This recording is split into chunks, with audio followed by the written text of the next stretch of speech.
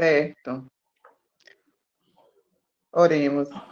Senhor Deus, no nome de Jesus, aqui estamos, ó Pai, mais um dia para aprendermos as coisas concernentes ao Senhor. Ajuda o teu povo, Deus, ilumina nossas mentes, ó Pai, repreende tudo que vem impedir esta aula. No nome de Jesus, amém. Amém. Pessoal, mais uma vez, dar um recado para vocês. Como é o site escola, se você minimizar a live no seu celular, automaticamente o site te exclui da sala, certo? Ele força a barra para que você realmente permaneça na sala de aula. Porque o que estava acontecendo logo no início da pandemia, muita gente dizia que estava assistindo aula e não assistia, né? O pessoal clicava lá na live, deixava a aula acontecer e ia cuidar da vida, fazer outras coisas e não tomava falta. Então, o site, já que é um site para a escola, ele já tem esse mecanismo, não depende de mim, tá? Ele vai fazer isso automaticamente. Você minimizou seu celular, ele te retira da sala. Então, já fica aí por dentro de que nossa aula online tem que ser realmente assistida, tá certo? Bom, já falei que a aula é gravada e vamos então começar. Hoje nós temos, né, o nosso... Tá todo mundo conseguindo visualizar a apostila aberta, o slide aberto? Pronto. Gente, às vezes eu não consigo acompanhar o vídeo aqui de todo mundo, mas qualquer momento que você quiser fazer uma pergunta, é só você abrir o seu microfone e falar, tá certo? Não tem problema nenhum. Então, vamos lá. A gente vai continuar a nossa aula hoje de Teologia Sistemática. Essa é a quarta aula. E nós vamos... Terceira aula, perdão, né? Terceira, né? Nós falamos sobre Deus, sobre Jesus e hoje o Espírito Santo. E a gente vai iniciar lendo um versículo da Bíblia, que está em João 15, 26, que diz: mas quando vier o Consolador, aquele que da parte do Pai vos hei de enviar, aquele Espírito de verdade que procede do Pai, ele testificará de mim. E por que o estudo do Espírito Santo tem o nome de pneumatologia? Porque no Novo Testamento, o nome grego para espírito é pneuma. Por isso, a matéria que estuda os assuntos pertinentes ao Espírito Santo é chamada de pneumatologia. Nós temos um versículo aí, Romanos 14, 17, que diz assim: pois o reino de Deus não é comida e nem bebida, mas justiça, paz e alegria no pneuma, no Espírito Santo. Ok? No Antigo Testamento, o nome dado para o Espírito Santo é Ruach HaKodesh. Ruach HaKodesh. No Salmo 51, diz assim: não me lances fora da tua presença e não retires de mim o teu Ruach HaKodesh, que é o Espírito Santo. Oi, Paty, tudo bem? Paz do Senhor, tá conseguindo me ouvir? Patrícia? Deixa eu só acompanhar o pessoal aqui, porque como é a primeira aula online, tem essa dificuldade. Ela tá entrando e saindo, justamente por isso. Tá tentando minimizar a live e não fica. Deixa eu ver se ela... Tudo bem, vamos continuar. Então, no Antigo Testamento, Ruach HaKodesh, no Novo Testamento, em grego, pneuma. E a gente vai começar aqui a nossa aula falando sobre a divisão com relação à atuação do Espírito Santo no mundo. A gente pode dividir isso em dois períodos. O mundo passou por um período que nós vamos chamar de pré-pentecostal e uma era pós-pentecostal. Nós não vamos falar muito aqui sobre a era pré, vamos falar mais sobre a era pós e a atuação do Espírito nessa época pós-pentecostal.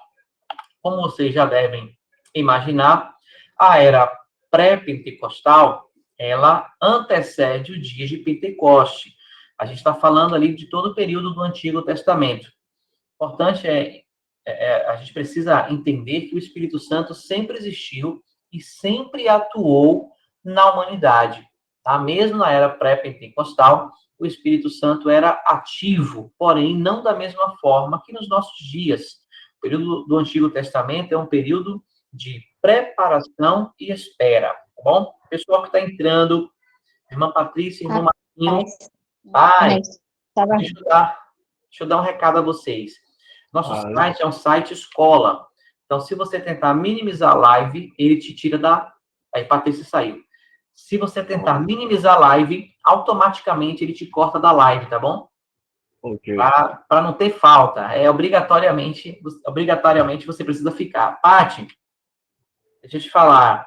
Se você minimizar a live, você sai da live. Aí ela tá entrando e saindo toda hora, que ela nem espera falar. Aí não tem como. Deixa eu mandar uma mensagem para ela aqui, gente, rapidinho no WhatsApp.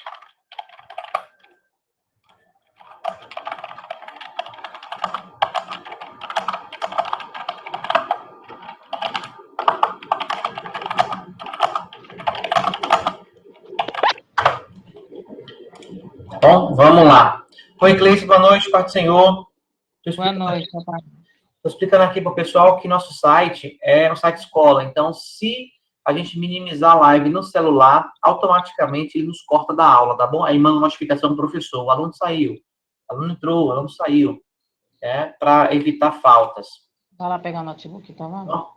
Vamos lá, continuando então, pessoal. A atuação do Espírito Santo no mundo é dividida em duas épocas, a pré-pentecostal e a pós-pentecostal. Eu falei, a pré-pentecostal é uma era marcada por preparação. O mundo estava sendo ali preparado para o dia de Pentecoste.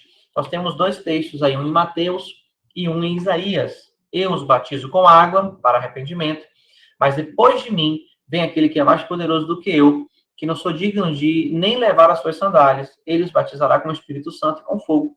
Já já a gente vai explicar melhor este versículo, mas aqui nas palavras de João Batista, ele estava justamente se referindo ao período pós-pentecostal, pós-dia de Pentecoste. Já no profeta Isaías, nós temos aqui, pois derramarei água na terra sedenta, torrentes na terra seca, derramarei o meu espírito. Espírito aqui a gente vai ler, como eu já disse anteriormente, o Ruach HaKodesh, né, sobre a prole, sobre a criação e a bênção sobre os seus descendentes. A gente precisa entender uma coisa importante, que o último profeta do Antigo Testamento foi João Batista, mesmo o relato da sua história estando no Novo Testamento. Quando nós falamos da era pós-pentecostal, a gente está falando especificamente do dia de Pentecoste mesmo, que aconteceu em Atos. Até antes daquele período, o Espírito Santo continua atuando com as mesmas configurações, vamos dizer assim, desse período pré-pentecostal. Tá bom? Paty, você me ouve? Irmã Patrícia? Oi, pastor. É porque minha internet estava ruim e subi aqui para casa de minha mãe. Agora Bacana. Deixa eu explicar direitinho. Como é um site escola, se você minimizar a live, ele te corta da aula, tá bom? Tem que ficar na aula. Vamos lá. Já no período pós-pentecostal, gente, a gente tem aí a descida do Espírito Santo para permanecer e habitar nos homens. Antes, o Espírito Santo via, capacitava o homem para alguma atuação que Deus queria desenvolver através da vida dos seus escolhidos, e voltava. O Espírito Santo não habitava o homem. Pós-Pentecoste, o Espírito Santo desce como esse poder que capacita e que faz tantas outras coisas, a gente vai falar disso já, só para não dar spoiler aqui dos nossos assuntos, mas ele vem para permanecer e habitar nos homens. O Pentecoste marca ali uma nova era, um novo ciclo na relação entre o Espírito Santo e a humanidade, entre Deus e a humanidade, tá? Eu coloquei aqui 3 versículos, Efésios 5:18, vai dizer que nós não devemos nos embriagar com vinho, mas devemos nos encher do Espírito. Espírito, aqui a palavra é pneuma. Em Atos 2:38, Pedro respondeu: arrependam-se, cada um de vocês seja batizado em nome de Jesus Cristo para perdão dos seus pecados e receberão o dom do Espírito Santo. 2 Coríntios 1:22, nos selou com a sua propriedade e pôs o seu Espírito em nossos corações como garantia do que está por vir. Todos esses textos falam da descida do Espírito Santo, da possibilidade de nos enchermos do Espírito Santo, de recebermos o Espírito Santo. E o Espírito Santo, nesse último versículo, vem como selo. Nós vamos falar já disso, sobre essas características, aquilo que o Espírito Santo desenvolve na vida de todo crente, tá bom? Gente, qualquer dúvida, como eu falei, por favor, levanta a mão, fala. Se eu estiver falando muito rápido também, me ajude para que eu dê uma aliviada na velocidade da fala, porque às vezes eu me empolgo e vou falando bem rápido, tá bom? Então, acabamos de falar aqui duas coisas importantes. O nome do Espírito Santo no Antigo Testamento, Ruach HaKodesh. No Novo Testamento, Pneuma.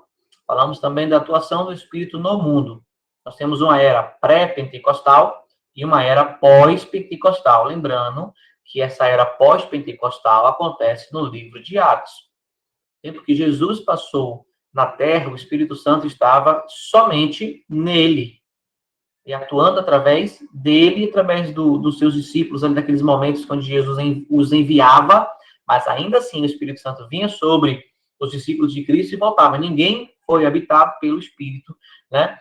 A não ser os 11 apóstolos que receberam a visita de Jesus antes do dia de Pentecoste. Então, tirando esses 11 homens que estavam ali reunidos, que Jesus vai dizer, recebei agora o Espírito Santo, depois da sua ressurreição, ninguém havia ainda sido templo do Espírito, a não ser a partir aí do capítulo 2 de Atos, que é o dia do Pentecoste, onde o Espírito Santo desce sobre todos que estavam reunidos orando ali no templo. Bom? A personalidade do Espírito Santo. Essa é uma parte interessante do nosso estudo e muito bacana, porque há uma negativa muito forte, principalmente dos testemunhos de Jeová, com relação ao Espírito Santo ser uma pessoa, tá? E aí eu defini aqui o que é personalidade. Quando nós definimos Deus na aula anterior, né, de teontologia, nós falamos que Deus é um ser pessoal, um espírito pessoal. É sobre isso que nós estamos falando. Personalidade é um conjunto de características específicas e únicas de um certo indivíduo que ditam ou norteiam ali os seus pensamentos, as suas ações, os seus sentimentos.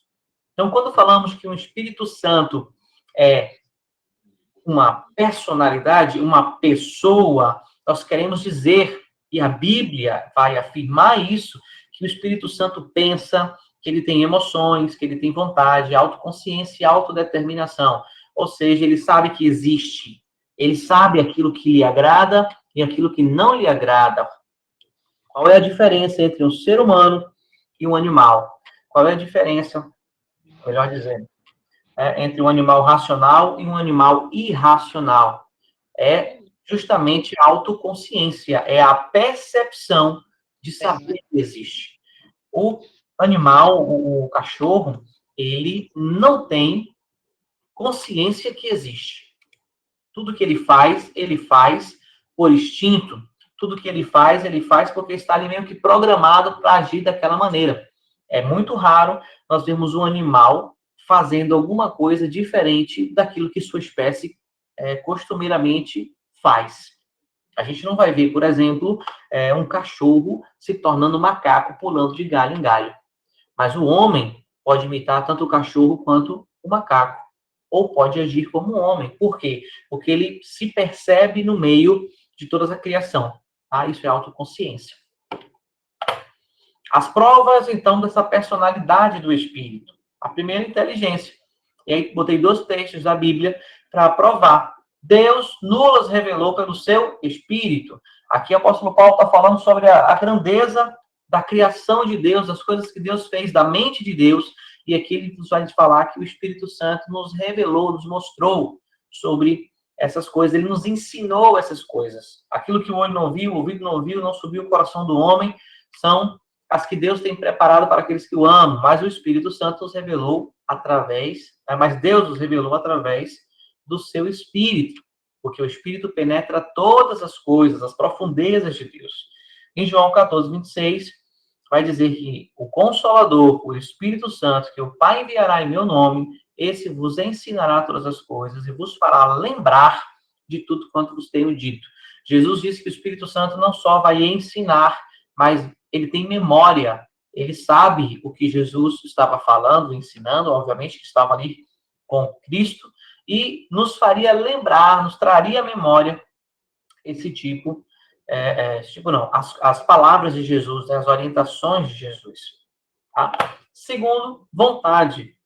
Espírito Santo, ele possui vontade. O texto de Coríntios 1, 12 e 11 vai dizer que mais um só é o mesmo Espírito que opera todas estas coisas, repartindo particularmente cada um como quer.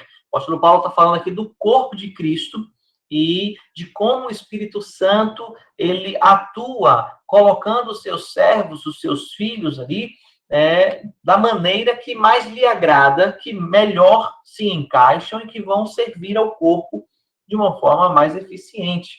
Nós temos uma passagem, por exemplo, que o apóstolo Paulo diz que o Espírito Santo o impediu de ir para a Europa, mas o levou para a Ásia. Então, isso é vontade, bondade. Neemias, um texto agora do Antigo Testamento, 9:20, vai dizer: e este, do teu bom espírito, para nos ensinar, o teu maná não retiraste da sua boca, e água lhe deste na sua sede. O bom espírito, o Espírito Santo, aquele que tem bondade e outros sentimentos mais. Amor, tristeza, emoções, Romanos 15:30.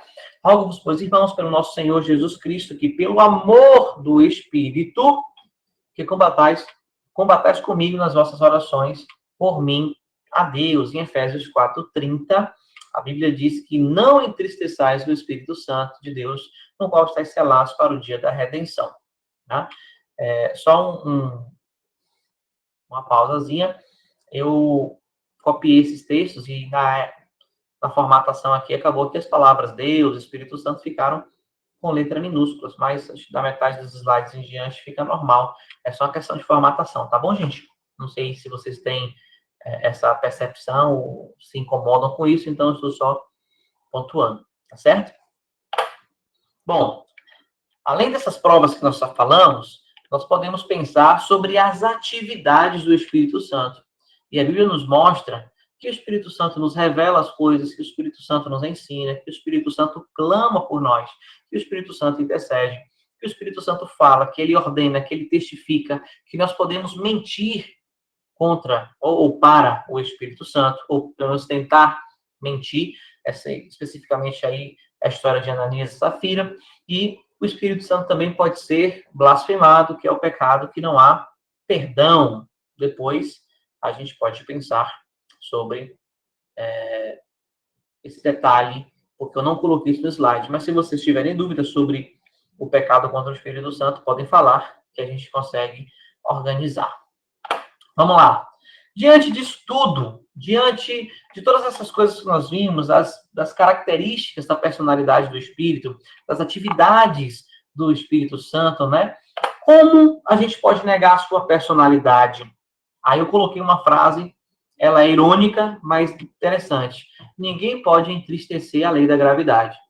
Você não pode fazer com que o vento fique feliz, fique alegre. Portanto, a não ser que o Espírito Santo seja uma pessoa, a exortação de Paulo, em Efésios 4:30, seria sem significado e supérflua. Qual é a orientação de Paulo, a exortação? Não entristeçais o Espírito Santo de Deus, no qual estáis selados para o dia da redenção.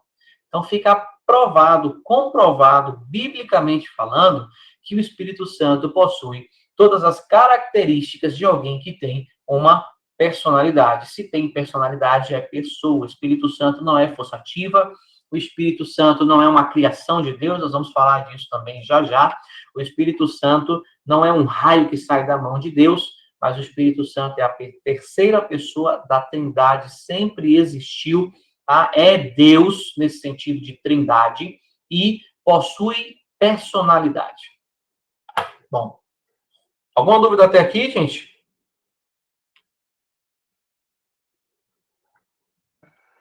Tudo ok.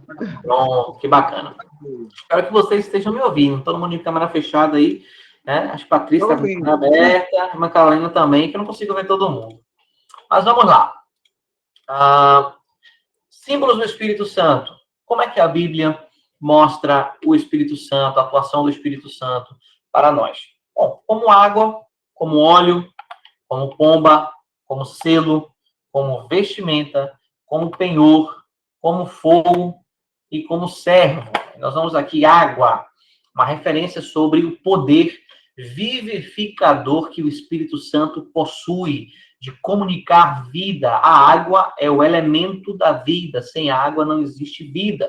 O óleo faz referência à iluminação, à preparação, à unção, à escolha para o serviço, para a execução da obra.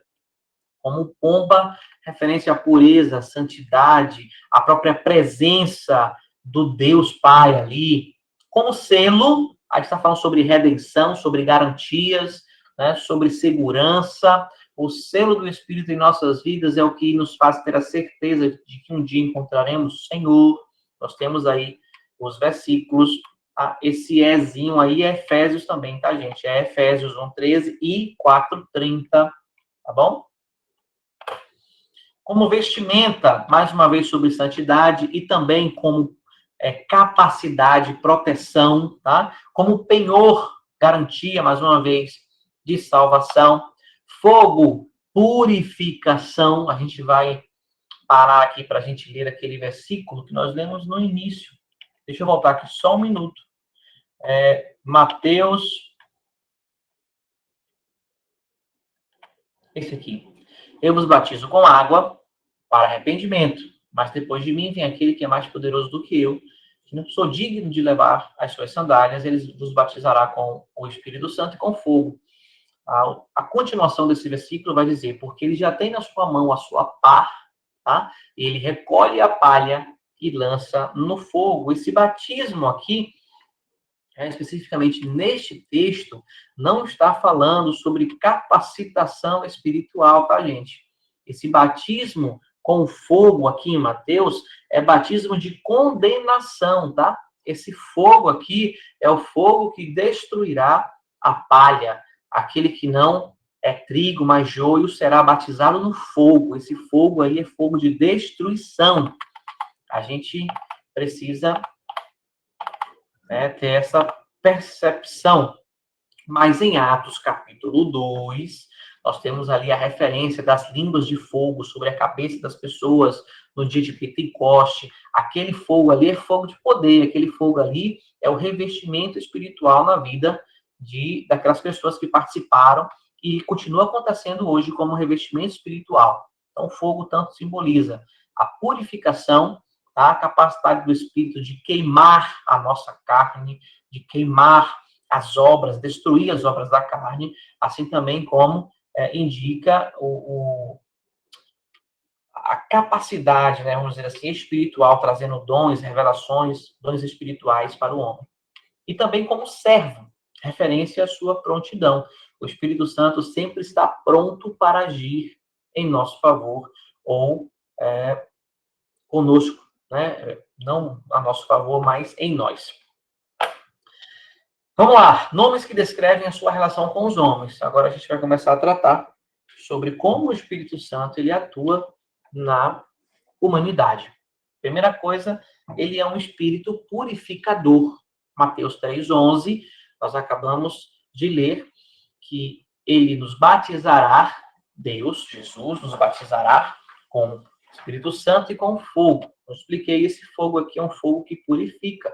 Se nós lermos o contexto, vai falar sobre destruir a palha. Tá? Ele também é um Santo Espírito da promessa. Efésios 1:13 vai dizer que em quem também vós estáis, depois que ouviste a palavra da verdade, o evangelho da vossa salvação, tendo nele crido, fostes selados com o Espírito Santo da promessa. Então, todo crente em Jesus, todo crente que possui o Espírito Santo, esse tem garantia de salvação. Esse está em paz, porque há uma promessa sobre a sua vida. O Espírito Santo traz essa certeza às nossas vidas, o Espírito Santo nos traz, nos faz ter acesso ao céu mediante a nossa morte, um dia que Jesus vier nos buscar, caso ainda estejamos vivos. Ele também é o Espírito da verdade. Aí, João 15:26, quando vier o Consolador, que eu, da parte do Pai, vos hei de enviar, aquele Espírito da verdade, que procede do Pai, ele testificará de mim. O texto da Bíblia, também João vai dizer, conhecereis a verdade, e a verdade vos libertará. Então, o Espírito Santo é aquele que possui toda a verdade, que não deixa a sua igreja confundida, que nos orienta, que nos ajuda a escolhermos as coisas corretas, a andarmos de forma correta, a dizermos não às coisas da carne, sim às coisas espirituais, porque ele sempre nos mostra aquilo que é verdade. Ele também é o Espírito da vida, porque a lei do Espírito da vida, em Cristo Jesus, me livrou da lei do pecado e da morte. Um homem só tem vida espiritual a partir do momento em que se torna templo do Espírito Santo. Esta marca na vida do homem o torna um ser espiritual, né? Ele, vamos dizer que ele ressurgiu. O homem sem Deus, sem o Espírito, ele está morto nos seus delitos, nos seus pecados, ele está ali afastado de Deus. Mas a partir do momento em que o Espírito Santo habita este homem, ele passa a ter vida. Ele é o Espírito da graça, Hebreus 10, 29. Quanto maior castigo cuidares vós, será julgado. Vós, não é vos, tá? De quanto maior castigo cuidam, é isso mesmo, vós, será julgado merecedor aquele que pisar o Filho de Deus e tiver por profano o sangue da aliança que foi santificado e fizer agravo ao Espírito da graça.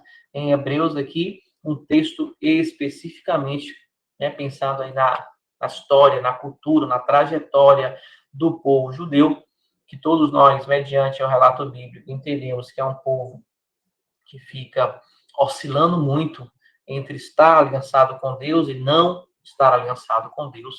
Então, o autor do livro de Hebreus faz uma severa, vamos dizer, uma pergunta grave, né? É uma exortação severa. Olha, vocês prestem atenção, porque o Filho de Deus foi julgado e castigado por vocês, morto por vocês, e Deus julgou o seu povo. Deus castigou os judeus por conta disso. Agora sim, tem o Espírito da graça. Vocês, se ultrajarem esse Espírito da graça, serão castigados muito mais além do que foram quando ultrajaram o Cristo, né? Vamos lá.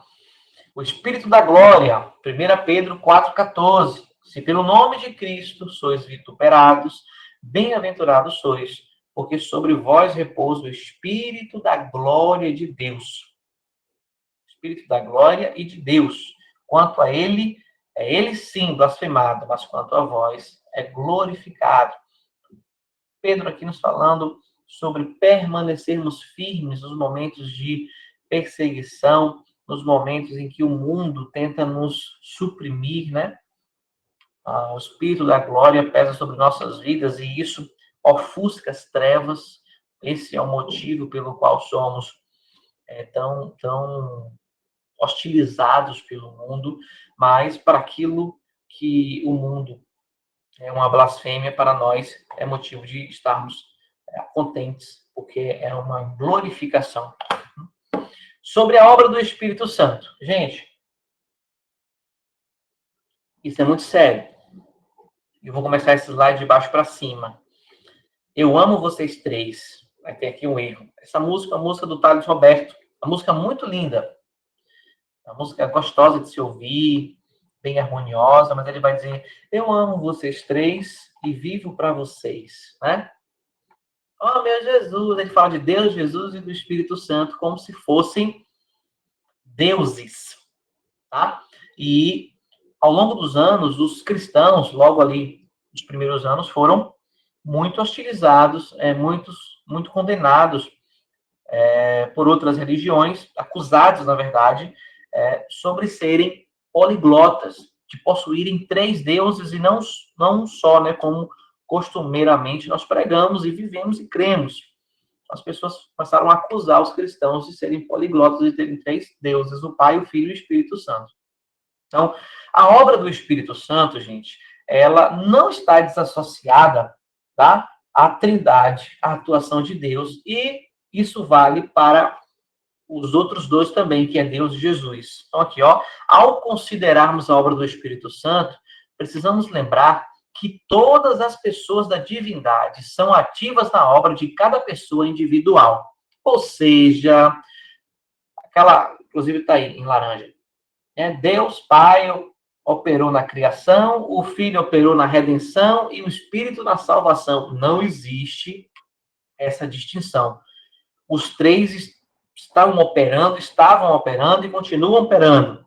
Na criação, os três operaram. Na redenção, houve operação dos três, da Trindade. A Trindade é indivisível. Não dá para dizer que o Espírito Santo faz isso, Jesus faz isso e Deus faz isso. Não, os três fazem exatamente as mesmas coisas.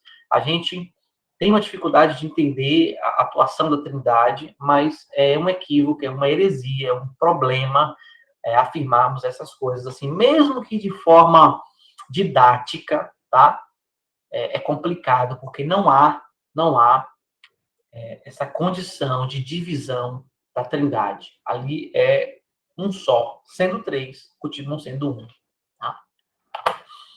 Bom, com relação aos homens não regenerados, gente, o que é que o Espírito Santo faz com aqueles que ainda não foram tocados ou abriram seus corações para a obra do Espírito Santo? Primeira coisa, luta com eles. Em Gênesis 6 ali, nós temos um relato de o próprio Deus, o Espírito de Deus ali está revoltado, né? Vamos dizer assim, chateado, porque, olha, o homem não pode viver mais, agora, se viver muito, vai viver 120 anos, porque o homem é excelente em pecar. Então, Deus está ali lutando, combatendo contra os homens. Em Mateus 5, a gente tem ali o Sermão do Monte. Jesus falando sobre sermos sal e sobre sermos luz. Coisas que incomodam, né? Que incomodam a humanidade. No final do Sermão do Monte, ele vai dizer, olha, vocês serão bem-aventurados se vocês forem perseguidos, porque perseguiram os profetas antes de vocês. Sejam felizes se viverem tais situações. Então, o Espírito Santo, ele luta com o homem não regenerado. Ele combate o homem não regenerado. E aqui eu quero fazer um adendo importante. Né? O Evangelho é um evangelho de amor, de graça, de alegria, de felicidade, de contentamento. O Evangelho é uma bênção, mas o Evangelho é ofensivo. O Evangelho, ele é... Se fosse um time de futebol, né? O Espírito Santo atuaria sempre no ataque. Enquanto nós, homens, somos os seus adversários, ele atuaria sempre no ataque. É como a luta de Popó e Bambam, né? Seria mais ou menos isso. O Espírito Santo, ele não acomoda o homem. O Espírito Santo não conforta antes de ferir, antes de acusar, antes de lutar. Todos nós que somos verdadeiramente arrependidos, né, e convertidos, estamos nessa condição porque fomos tocados pelo Espírito de forma agressiva. E ele nos mostrou o nosso pecado. Tá? Isso é agressividade.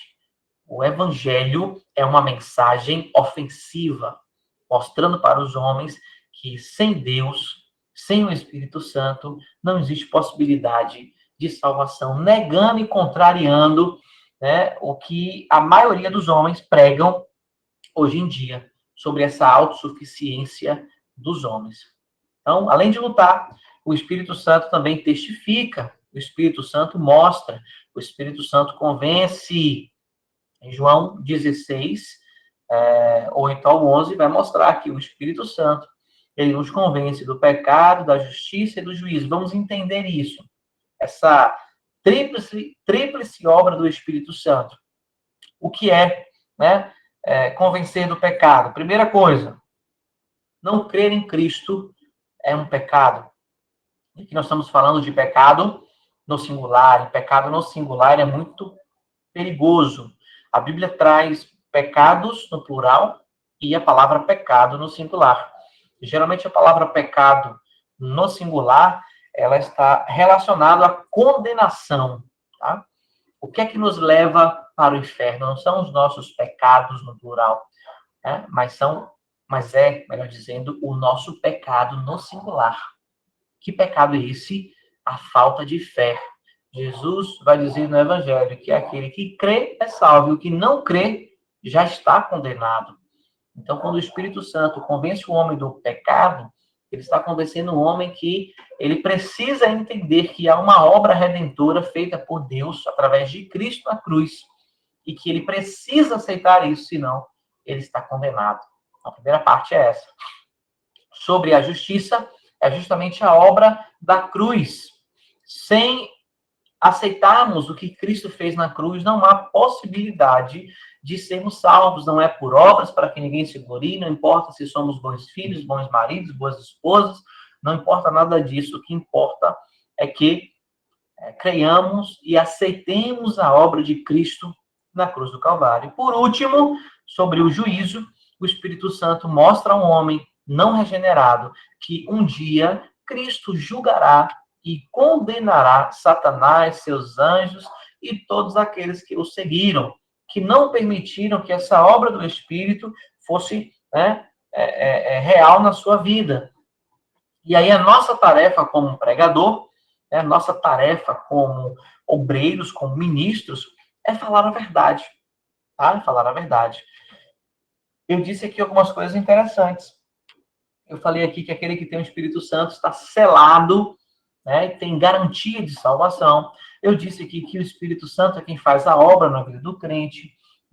Muitas outras afirmações. E a gente precisa, como pregador da palavra, ter esta percepção para não querermos fazer o papel do Espírito. Eu já vi pastores dizer, por exemplo, que não terminam um culto sem fazer o apelo, porque alguém ali pode deixar de se converter e morrer depois e ir para o inferno, e Deus requerer a alma daquela pessoa que foi para o inferno daquele pastor. Gente, isso não existe.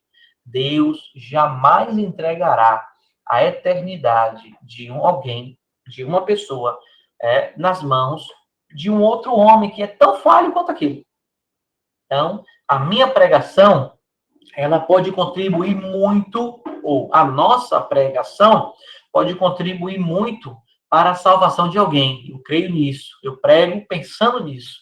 Mas o fato de eu não pregar jamais contribuirá para que alguém vá para o inferno. Isso é uma questão delicada, mas que é uma verdade. Ninguém morre sem Cristo porque uma pessoa deixou de pregar. Porque, com certeza, antes de morrer sem Cristo, houveram diversas oportunidades. E Deus, com certeza, falou de diversas maneiras. E o Espírito Santo tocou naquela pessoa, mas não houve ali possibilidade de continuar esta obra de convencimento. Tá bom?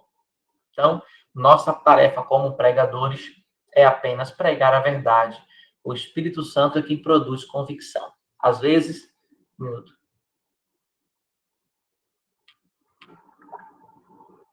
as pessoas dizem assim, pastor, mas fulano, logo fulano, eu não estou acreditando. Mas como é que pode? Fazia isso, fazia aquilo. O senhor ajudou tanto, visitou, incentivou, orou, mas não teve resultado. E a minha resposta é sempre a mesma para essas pessoas quando acontecem esse tipo de conversa, enquanto o Espírito Santo não fizer a obra, não adianta absolutamente nada, nenhuma ferramenta. Tá? A não ser que você queira uma pessoa convencida na igreja, ali no meio e tal. Tudo bem, você pode usar métodos para deixar aquela pessoa frequentando uma igreja. Mas eu estou falando aqui, de fato, de conversão, de mudança, de metanoia, de arrependimento, de transformação de vida. Enquanto o Espírito Santo não fizer a obra, nada do que o homem possa aplicar vai ser capaz de transformar a vida de alguém. Tá bom? Gente, vocês estão muito calados, tá? Não estou vendo ninguém. Qualquer coisa, por favor, fala alguma coisa aí. Vamos lá. Vamos continuar. Em relação aos crentes agora, nós falamos aqui em relação aos homens não convertidos, mas agora nos crentes. Qual é a obra do Espírito Santo na minha vida, na sua vida, na vida da igreja? Primeira é a regeneração. Nós vamos falar sobre soteriologia ainda, e lá nós vamos falar sobre esses três aspectos da conversão, que é a justificação, a regeneração e a santificação. Olha que frase. Assim como Jesus foi gerado pelo Espírito, semelhantemente, todo homem, para que se torne filho de Deus, precisa ser gerado pelo Espírito Santo. É o Espírito Santo quem transforma, regenerar, Tito 3,5. A Bíblia vai dizer que nós somos lavados com um lavar regenerador do Espírito Santo. A Bíblia vai dizer que Quando estamos em Cristo, todas as coisas se fazem novas, tá? E o que ficou no passado não importa mais. Todas as coisas foram transformadas e feitas novas. Então, a regeneração é a atuação do Espírito Santo na vida do crente, que o faz abandonar o pecado, que o faz pensar de uma forma diferente. Alguém era vingativo, após a sua regeneração, ele passa a ser alguém capaz de perdoar. Alguém guardava a mágoa, a partir da regeneração, o coração daquela pessoa é tocado, transformado, mudado, ao ponto dele começar a liberar essa mágoa do seu coração e muitos outros aspectos. Nós pensamos diferente, agimos diferente, porque, de fato, todo homem, quando abre o coração para Cristo, ele nasce de novo, tá certo? Segunda, batiza no corpo de Cristo. Gente, o batismo, tá, significa imersão, mergulhar, tá? Então, o Espírito Santo nos batiza no corpo de Cristo, ele nos imerge no corpo de Cristo, ele nos mergulha neste corpo, vamos dizer assim, nos enxerta neste corpo. O batismo com o Espírito Santo, gente, é algo que todo crente convertido já passou, tá certo? Batismo acontece na conversão. Eu sei que algumas igrejas usam esse termo batismo no Espírito Santo para se referir ali àquele processo de enchimento espiritual, de capacitação espiritual, onde geralmente algum dom é aflorado, né? Geralmente as pessoas começam a falar em línguas estranhas. Eu não estou negando isso, nem dizendo que isso não existe. Pelo contrário, existe sim. Mas, biblicamente falando, quando falamos de batismo no Espírito Santo, estamos falando sobre sermos batizados no corpo de Cristo. Todo crente é batizado no Espírito, porque mergulhou no Espírito, está dentro do corpo de Cristo, fazendo parte deste corpo, tá? O batismo é a porta de entrada para fazer parte do corpo. Aí tem as referências, vocês podem ler com calma. Eu não estou negando aqui o enchimento, nós vamos falar dele já já. Olha aqui, ó. Essa obra tem sido realizada na vida de cada crente, embora nem sempre seja reconhecida. Por quê? Porque algumas igrejas acham que o batismo com o Espírito Santo só existe com a evidência de um dom, e não existe isso. Biblicamente falando, não há nenhuma orientação para crermos dessa maneira. Mas, ao contrário disso, o batismo com o Espírito Santo é algo que todo crente tem, não precisa ser alcançado. Tá? Creu em Cristo Jesus, foi regenerado, justificado, está batizado com o Espírito Santo. Acontece exatamente no momento ali da regeneração. Ainda com relação aos crentes, ele habita o crente. Todo crente possui o Espírito Santo dentro de si. Ele sela em Efésios 1, 13, 14, também no 4, 30. A Bíblia vai falar sobre isso em outros textos também. O selo é garantia, é o penhor, ele é o nosso guarda. O apóstolo Paulo diz que o Espírito Santo guardará o nosso depósito até o dia de Jesus Cristo, ou seja, que aquele que começou a boa obra é fiel e justo para completar até o dia de Jesus Cristo.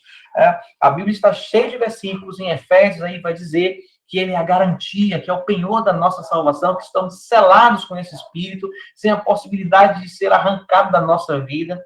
Eu prego, entendo e creio dessa maneira, tá? Não estou dizendo que é a única interpretação, mas é a mais coerente, baseada no texto bíblico, naquilo que a Bíblia nos mostra a respeito disso. Eu não consigo compreender um Deus que salva e que dessalva, tá? Nem sei se essa palavra existe. Eu não consigo entender num crente que hoje é salvo e amanhã não é.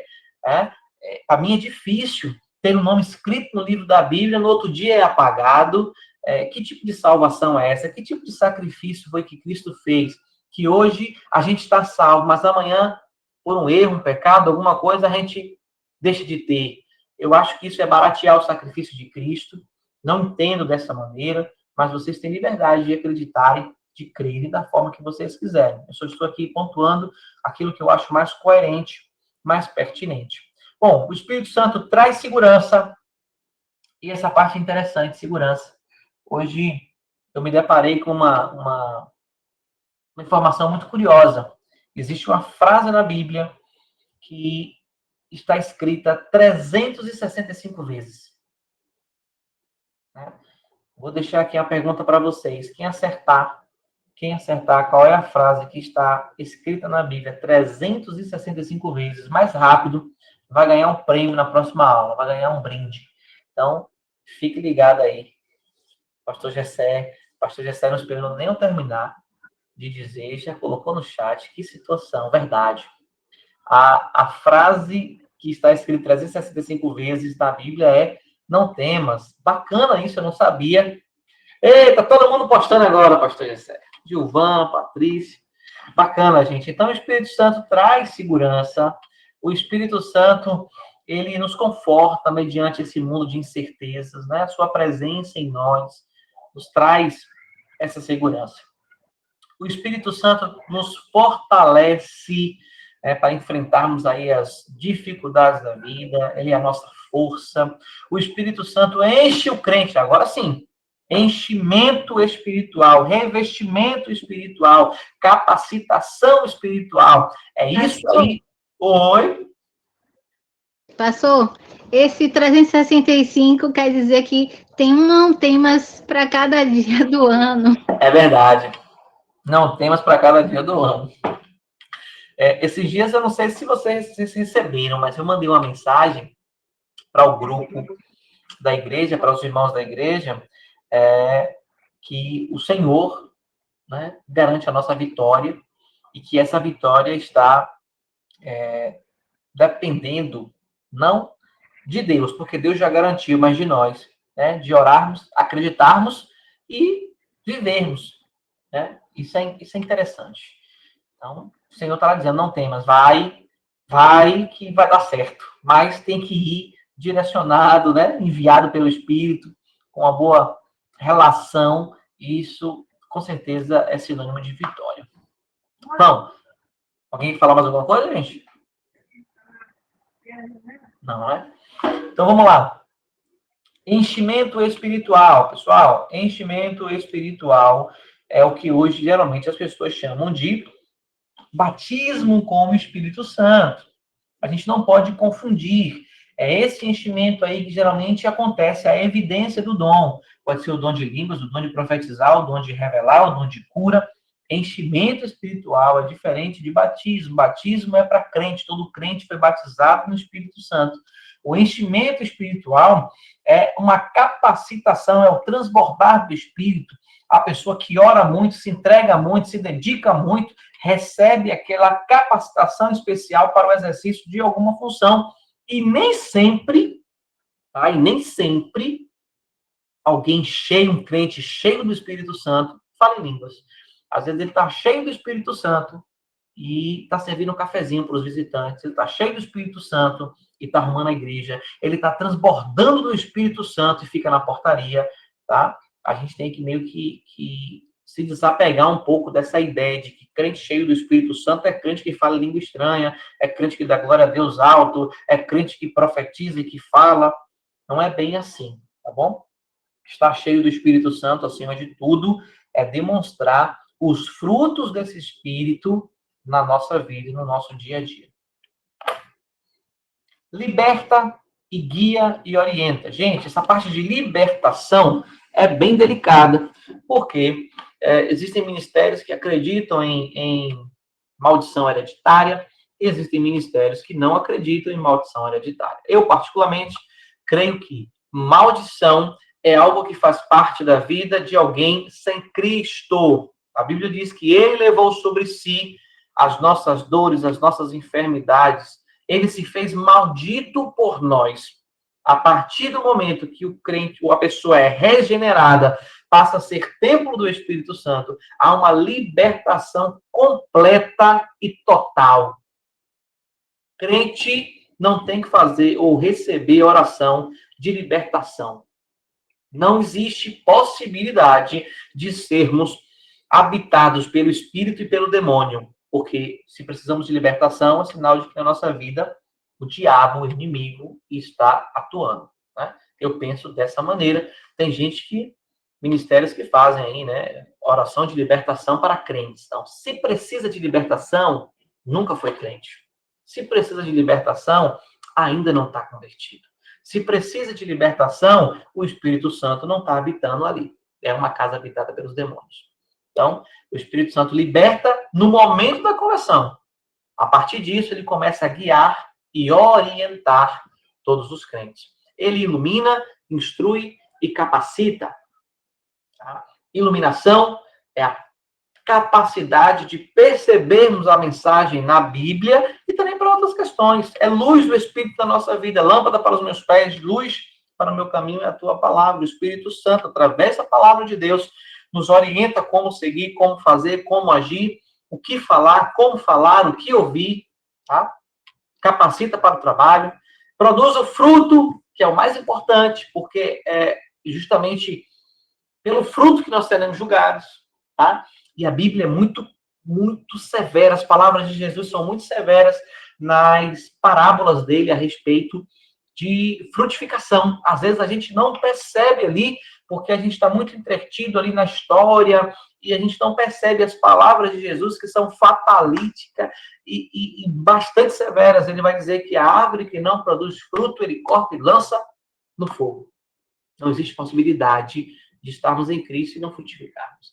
Não existe possibilidade de estarmos no Senhor, no Espírito, e não dermos frutos. Tá? Isso é um negócio severo, muito complicado. E tem muita gente na igreja, há muitos anos na igreja, completamente infrutíferas. Pessoas que vão para a igreja, assistem aquele culto, depois saem de lá, vão viver as suas vidas, não interage, não participa, não comunga, não serve, não faz nada. Então, é uma pessoa que não tem fruto nenhum. A sua família, na sua casa, no seu dia a dia, não tem Deus, não tem Bíblia, não tem oração. Tudo que faz por talentos próprios, por capacidades humanas, fruto da sua própria inteligência. Não compartilha nada com Deus, não compartilha nada com o Espírito Santo, mas domingo ela está na igreja. E tem muita gente assim, que é árvore infrutífera, estéril, e que está ali se enganando, porque a Bíblia diz que aquele que não produz vai ser cortado e lançado no fogo. Isso é seríssimo. Possibilita a comunhão com Deus. Um homem só tem comunhão com Deus a partir da ação do Espírito Santo. Não existe possibilidade de nos achegarmos a Deus sem a ajuda e a ação do Espírito Santo. Tá? E ele vivifica o corpo do crente. Até aí. Vivifica o corpo do crente. Então são essas as ações. Em nossa vida, vamos lá. Nos torna nova criatura, nos coloca no corpo de Cristo, nos batiza nesse corpo de Cristo, ele habita em nós, nos cela, traz segurança, fortalece, enche o crente, liberta, guia, orienta, ilumina, instrui, capacita, produz fruto, possibilita a comunhão com Deus e vivifica o nosso corpo. Somente Davi vai dizer assim que o pecado está deixando feio. Gente feia é gente que não tem o Espírito Santo na sua vida, porque o Espírito Santo vivifica o corpo, tira a ruga, deixa o corpo da gente mais bonito. Tá? Obviamente que é uma brincadeira, mas faz toda a diferença ter o Espírito Santo em nossas vidas. Né? E isso afeta, sim, o nosso corpo físico. Tá bom? Com relação às Escrituras, esses são os nossos últimos slides, gente. As nossas aulas de teologia sistemática vão ser assim, mais curtas, tá? Porque é um assunto só, não dá para a gente expandir tanto, porque senão vai ficar muito extenso e acaba, às vezes, a gente perdendo aquilo que é, de fato, importante. Então, quando chegar aqui no final, eu vou voltar e vou fazer uma revisão de tudo que a gente já falou aqui, tá bom? Então, vamos lá.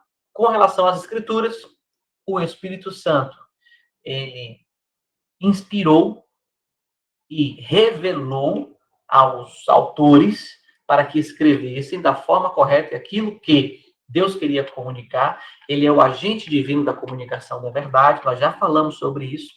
E para nós, seus intérpretes, né, que hoje temos essa palavra, ele atua como aquele que ilumina para que a gente consiga alcançar a correta interpretação mediante a leitura da sua palavra. Eu acho que esse é o último slide sobre a nossa matéria de pneumatologia. Tem muitas coisas a mais? Sim, muita coisa. Mas eu acredito que isso seja o básico, né? Digamos assim, aquilo que a gente precisa entender sobre o Espírito Santo. Bom, primeiro, vamos agora fazer de trás para frente aqui nos slides para a gente poder fixar bem. Bom, o Espírito Santo atuou na composição da Bíblia e também atua hoje na sua interpretação através da iluminação de todos os seus filhos. O Espírito Santo age na vida do crente e age também na vida daquele que não é crente, de forma diferente. Na vida de quem não é crente, ele age como... eu vou usar uma palavra bem dura, né? Como um agressor. Ele agride a vida do homem que não abriu seu coração para Cristo, para que, fazendo uma ferida, o possa também sarar. É o que diz o texto bíblico. Aquele que fez a ferida, a ligará, pois há um bálsamo em Gileade. Mas para receber esse bálsamo, é preciso abrir essa ferida, é preciso olhar para dentro de si, se enxergar como pecador, como distante de Deus, e isso é agressivo. Essa é a obra do Espírito na vida daquele que não é crente. Na vida de quem é crente, a conversa é diferente. É nova vida, é nova percepção de mundo, é fazer parte do corpo de Cristo, né? Ter a companhia do Espírito Santo todos os dias, porque é promessa, estarei convosco todos os dias até a consumação dos séculos. É certeza de segurança, é termos a garantia que um dia encontraremos o Senhor. O Espírito Santo fortalece, enche o crente, capacita, ilumina, santifica, ajuda na leitura bíblica, transforma a sua maneira de viver, de pensar, tá? Sobre a obra do Espírito Santo, aí nós temos aqui, pronto. A obra do Espírito Santo, nós não podemos dividi-lo, tá bom, gente? Da Trindade, nós não podemos pensar na atuação do Espírito Santo longe de Deus e de Jesus. Biblicamente falando, os três agem juntos, tá? Na Bíblia, ele é colocado como Espírito de glória, Espírito de graça, de vida, de verdade, Espírito da promessa, Espírito purificador. Os símbolos que a Bíblia coloca ali o Espírito Santo, tipificando, tá? Em teologia, a gente usa muito esse termo, tipificação, fogo, servo, vestimenta, penhor, pomba, selo, água, óleo. Priscila, quer falar? Termine, eu espero você terminar. É só ter aqui os símbolos, depois eu vou botar mais. Eu tenho uma dúvida, quando você fala sobre a Trindade, né? Essa questão de Pai, Filho e Espírito Santo. E três são um. E na nossa oração, a gente sempre se refere a Jesus. Em nome de Jesus, amém. A gente deveria se portar como diante da Trindade nisso? Se os três são um, eu estou falando com os três ao mesmo tempo, mas eu só cito o nome de Jesus. Isso me confunde. Entendi. Boa pergunta. Olha, veja bem. Deixa eu ver aqui. O nome em si não é tão importante nesse quesito, tá?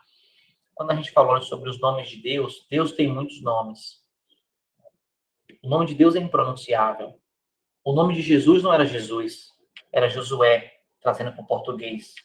Então, há uma dificuldade para a gente entender, para algumas pessoas entenderem, por exemplo, essa questão do nome, né? Então, o nome em si é importante, mas não tem vamos dizer assim, uma significância para sermos atendidos ou não. Eu acho que a fé que nos leva a orar é mais importante. É você saber que você está falando com Deus.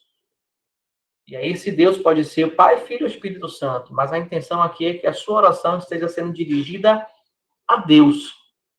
Tem um vídeo no YouTube que Você Entendeu Errado, do pastor Saulo Lopes.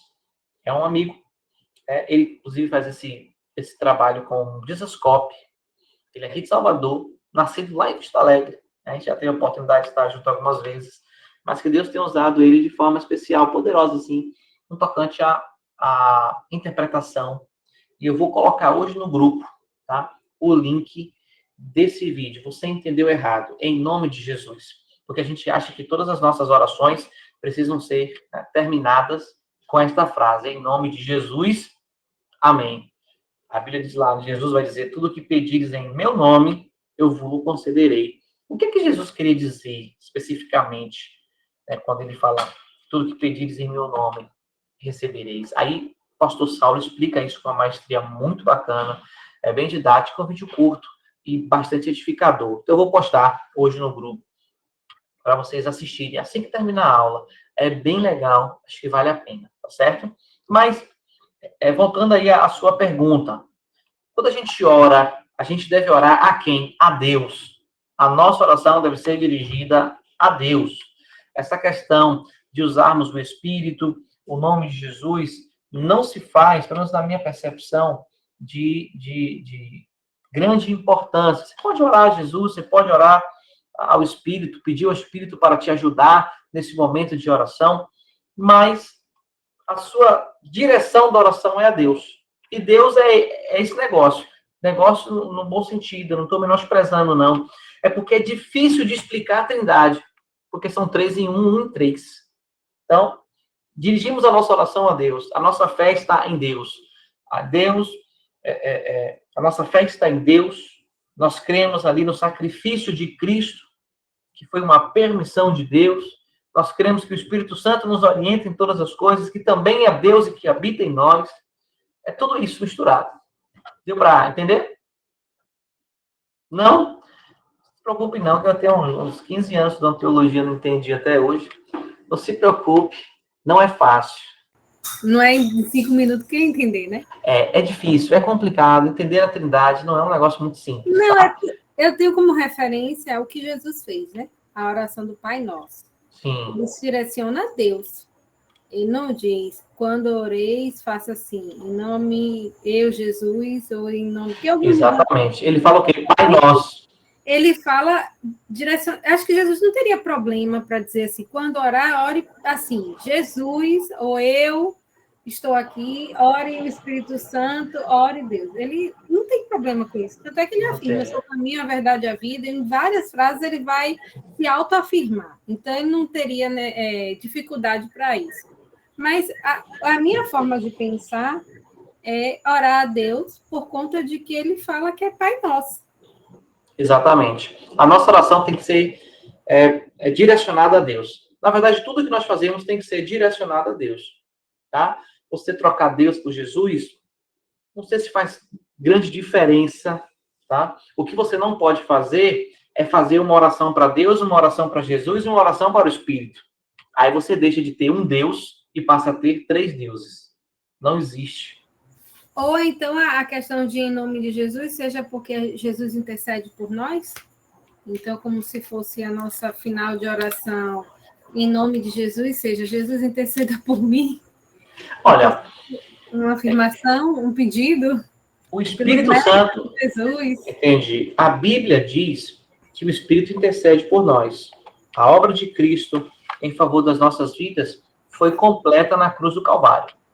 Então, muitas vezes a gente ora assim, pelos méritos de Cristo, já vi pessoas orando dessa maneira, pelos méritos de Jesus na cruz do Calvário. Isso é uma forma filosófica, mais bonita, talvez, de dizer que todo o poder que habita o crente foi lhe dado porque Jesus enfrentou a cruz. Então, hoje nós podemos ordenar ao demônio, hoje nós podemos orar ao Senhor para que cure uma enfermidade na nossa vida ou na vida de alguém. Nós temos, vamos dizer, esse poder porque Cristo venceu a cruz e nos derramou o seu Espírito. Entendeu? Mais alguma dúvida? Não? Mais ou menos, né? É por aí mesmo. É por aí mesmo. Então, vamos lá, pessoal.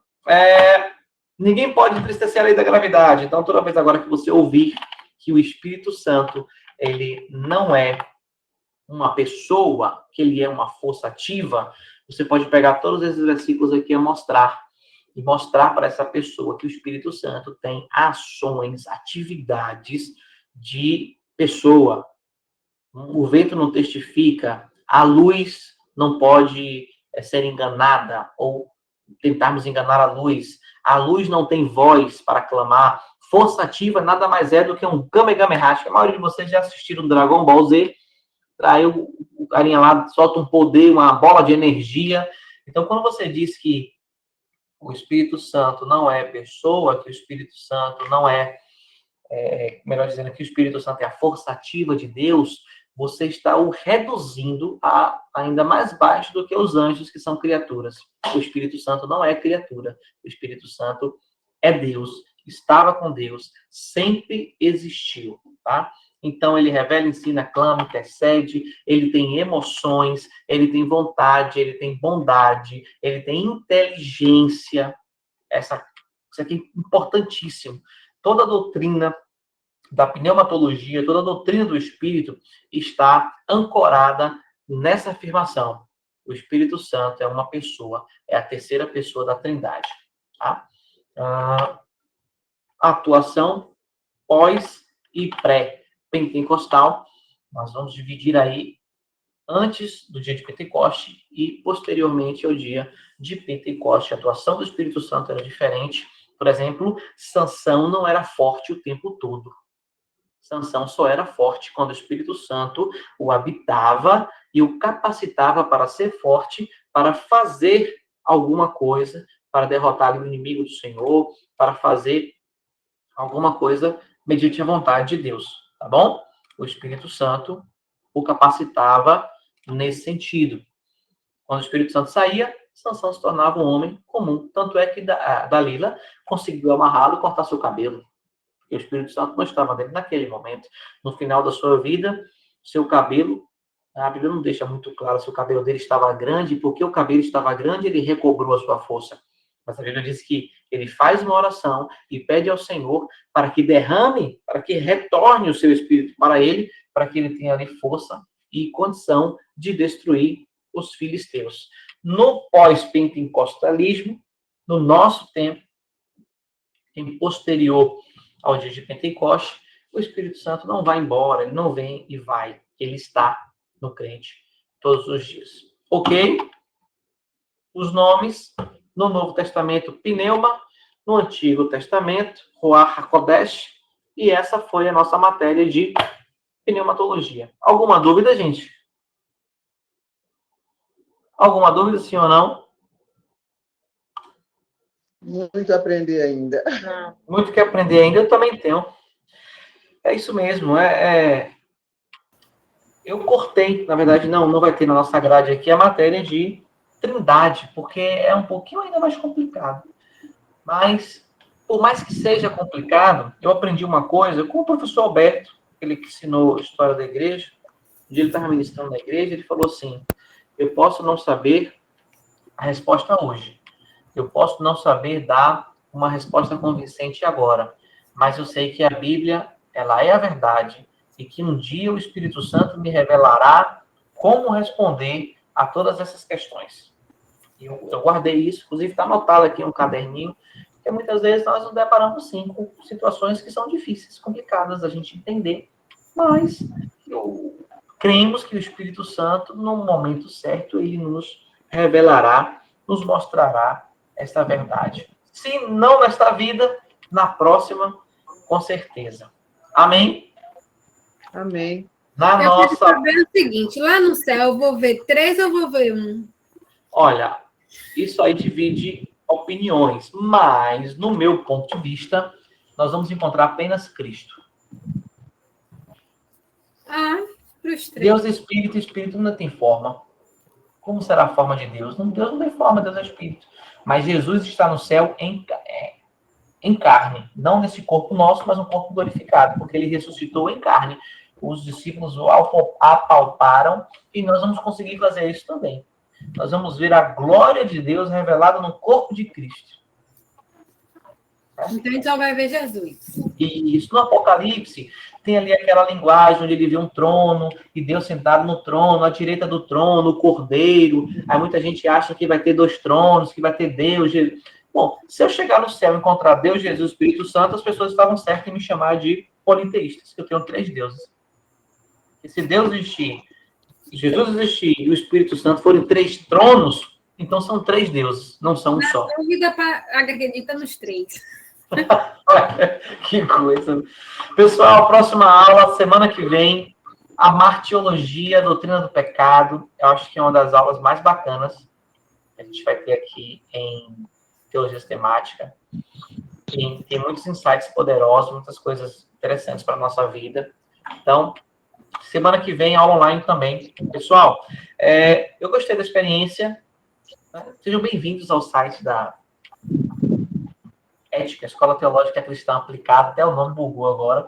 Essa é uma ferramenta que a gente custou aí para iniciar, porque muitos erros, muitas dificuldades, mas graças a Deus a gente conseguiu, tá? E é bacana demais, tem muita coisa interessante. Eu não consegui ainda aplicar tudo que o site tem, mas a gente vai chegar lá brevemente. Então, as nossas aulas vão acontecer por aqui, tá bom? Nesse final tem poucos alunos, com aquela reforma ali de Paripe, a rua está ainda mais deserta, perigosíssima, tá?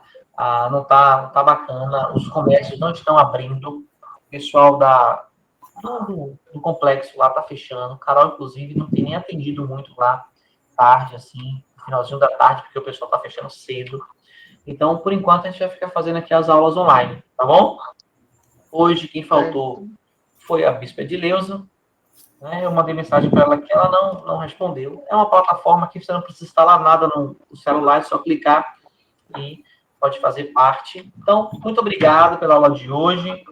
Deus abençoe vocês. Eu vou postar agora. Deu um feedback aí. Não entendi, não. Tá ouvindo duas vozes? Alguma coisa aconteceu. É o eco. Não, tem algum celular, um perto do outro. O Carol tentou entrar aqui no quarto, provavelmente seja isso. Tá não? Voltou normal. Pronto. Ô, Glória. Tá? De vez em quando é esse bugzinho mesmo. Mas, gente, semana que vem a Martiologia, mesmo horário aqui na plataforma, tá bom? Deus abençoe vocês. Obrigado mais uma vez. E quer tirar um print? Vamos tirar um print? Se você quiser abrir a câmera agora para participar do print, é importante. Pastor Gessé, esse topetão aí, arrasando. Aí, irmã Maria do Amparo. Vamos lá. Irmã Zaildes, cadê a irmã Zaildes? Irmã Zaildes? Tá assistindo novela, irmã Zaildes? Irmã Zaildes tá assistindo novela, você não tá na aula de teologia. Aí. Carol, rapaz, peraí, eu tô em aula aqui ainda. Oxi, tá invadindo assim a situação, essa Carol, não sei não, gente. Vamos lá, pessoal, tirar uma foto. Deus abençoe vocês. Eu vou postar no grupo, tá bom? Vou colocar o link também e os slides até agora. Deus abençoe vocês. Beijão, fique com Deus. Excelente noite.